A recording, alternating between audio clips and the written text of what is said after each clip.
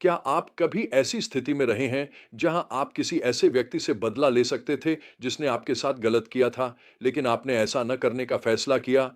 आज हम एक शक्तिशाली कहानी में गहराई में जाएंगे जो हमें विनम्रता और क्षमा की अद्भुत शक्ति को दिखाता है। हम एक शमूएल 24 और भजन संहिता 143 और 57 का अध्ययन कर रहे हैं, जहां हम देखते हैं कि दाऊद ने शाऊल की जान बख्शने का असाधारण निर्णय लिया और उस निर्णय के पीछे का दिल।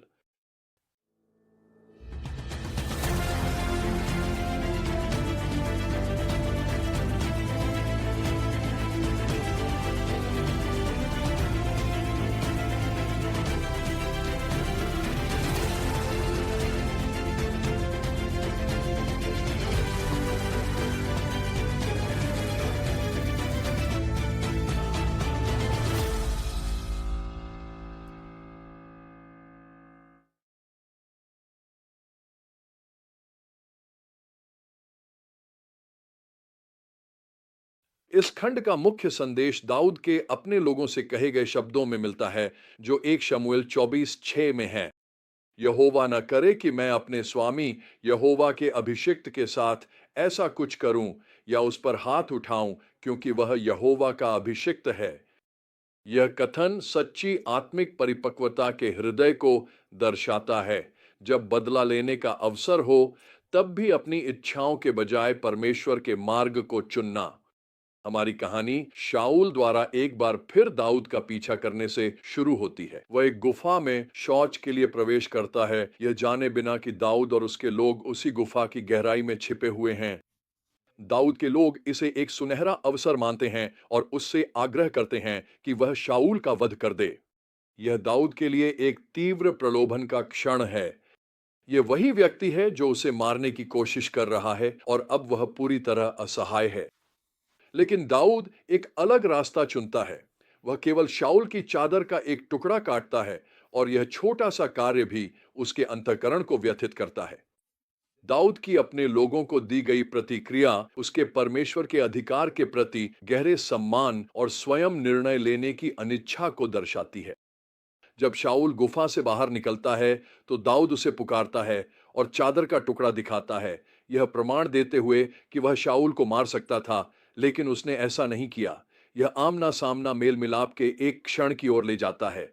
शाऊल दाऊद की धार्मिकता को स्वीकार करता है और यहां तक कि दाऊद के भविष्य के राजा बनने की भविष्यवाणी भी करता है। इस कथा में भजन संहिता 143 और 57 भी बुनी हुई हैं, जो इस उथल पुथल भरे समय में दाऊद के हृदय की झलक प्रस्तुत करती हैं। भजन संहिता 143 में दाऊद मार्गदर्शन और सुरक्षा के लिए परमेश्वर से पुकार करता है। वह प्रार्थना करता है, प्रभात, मुझे तेरे अटल प्रेम का संदेश दे, क्योंकि मैंने तुझ पर भरोसा रखा है। मुझे वह मार्ग दिखा जिसमें मुझे चलना चाहिए, क्योंकि मैंने अपना जीवन तुझको सौंप दिया है। भजन संहिता 143:8। यह प्रार्थना दाऊद की परमेश्वर पर मार्गदर्शन के लिए गहरी निर्भरता और उसके प्रेम में विश्वास को प्रकट करती है। भजन संहिता 57, जिसे विशेष रूप से उस समय लिखा गया था जब दाऊद शाऊल से छिपकर गुफा में था, यह हमें खतरे के बीच दाऊद का विश्वास दिखाती है। वह घोषणा करता है, मैं तेरे पंखों की छाया में शरण लूंगा जब तक यह विपत्ति टल न जाए। भजन संहिता 67। अपने खतरनाक हालात के बावजूद दाऊद का ध्यान परमेश्वर की स्तुति करने पर केंद्रित रहता है। हे परमेश्वर, तू आकाशों से ऊपर महान हो, तेरा तेज सारी पृथ्वी पर प्रकट हो। भजन संहिता 67:5। यह कथा हमें नम्रता, क्षमा और परमेश्वर पर विश्वास के बारे में महत्वपूर्ण पाठ सिखाती है। सबसे पहले यह हमें प्रतिशोध के स्थान पर क्षमा को चुनने की शक्ति दिखाती है। दाऊद के पास शाऊल का जीवन लेने का कारण और अवसर था, लेकिन उसने इसके बजाय परमेश्वर का आदर करना चुना।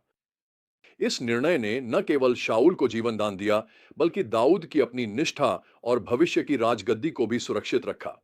दूसरे, हम देखते हैं कि परमेश्वर द्वारा स्थापित अधिकार का सम्मान करना कितना महत्वपूर्ण है, यहां तक कि जब वह अधिकार त्रुटिपूर्ण हो। तब भी दाऊद का प्रभु के अभिषिक्त को हानि न पहुंचाने का निर्णय यह दर्शाता है कि वह परमेश्वर की समय सारणी और योजना पर भरोसा करता है। और तीसरे, यह हमें एक निर्मल अंतःकरण के मूल्य की याद दिलाता है। दाऊद को तब भी ग्लानि हुई जब उसने शाऊल की चोगे का एक कोना काटा, जो यह दर्शाता है कि वह परमेश्वर की अगुवाई के प्रति संवेदनशील था और उसकी इच्छा थी कि वह परमेश्वर की दृष्टि में सही कार्य करे। चौथे, हम देखते हैं कि ऊंचा मार्ग चुनना दूसरों पर कैसे प्रभाव डाल सकता है। दाऊद की दया की भावना ने शाऊल के हृदय को छू लिया, जिससे पश्चाताप और मेल मिलाप का एक क्षण उत्पन्न हुआ। यह कहानी मुझे एक गहरी सच्चाई की याद दिलाती है जो मैंने एक बार सुनी थी। यदि हमारा दृष्टिकोण सही हो तो आलोचना हमें परेशान नहीं करेगी। यह दृष्टिकोण यह स्वीकार करता है कि यदि लोग हमारे बारे में पूरी सच्चाई जानते तो शायद वह आलोचना से भी अधिक बुरी होती। ऐसी सोच हमारे भीतर एक विनम्रता की भावना उत्पन्न करती है, ठीक वैसे ही जैसे दाऊद ने शाऊल से अपनी मुलाकात में प्रदर्शित की थी। मैंने अपने स्वयं के अनुभवों से सीखा है कि घमंड और कड़वाहट हमारे आत्मिक जीवन की दो सबसे विनाशकारी शक्तियां हैं। ये हमारे भीतर से आनंद और विजय को चूस लेती हैं और हम में से सबसे मजबूत को भी असफलता की ओर ले जा सकती है। दाऊद भी इन प्रलोभनों से जूझा, लेकिन इस निर्णायक क्षण में उसने विनम्रता और क्षमा को चुना। तो हम आज अपने जीवन में इन सच्चाइयों को कैसे लागू कर सकते हैं? पहला, बदले की भावना के बजाय क्षमा को चुनें। यहां तक कि जब आपके पास बराबरी करने का मौका हो तब भी। दूसरा, अधिकार का सम्मान करें, यह समझते हुए कि हर प्रकार का अधिकार अंततः परमेश्वर से आता है। तीसरा, एक संवेदनशील विवेक विकसित करें और छोटी छोटी बातों के लिए भी तुरंत पश्चाताप करने वाले बने। चौथा, परमेश्वर की समय सारणी और योजना पर भरोसा रखें, बजाय इसके कि आप खुद ही सब कुछ नियंत्रित करने की कोशिश करें। और पांचवा, हर दिन की शुरुआत परमेश्वर के प्रेम और मार्गदर्शन को खोजते हुए करें, जैसे दाऊद ने भजन संहिता 143 में किया। और छठा, कठिन परिस्थितियों में भी परमेश्वर की स्तुति करें, जैसा कि दाऊद ने भजन संहिता 57 में किया। दाऊद द्वारा शाऊल का जीवन बख्शने की कहानी हमें याद दिलाती है कि सच्ची विजय अक्सर विनम्रता और क्षमा के माध्यम से आती है, न कि शक्ति या बदले के द्वारा।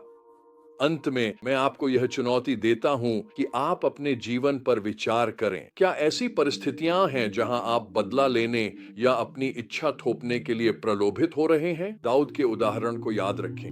विनम्रता और क्षमा के मार्ग को चुनें। इस पर भरोसा रखें कि परमेश्वर अपने समय में आपको न्याय दिलाएगा। कठिन समय में परमेश्वर का आदर करने का आपका निर्णय आपके शत्रुओं के साथ मेल मिलाप और भविष्य में विजय की कुंजी हो सकता है।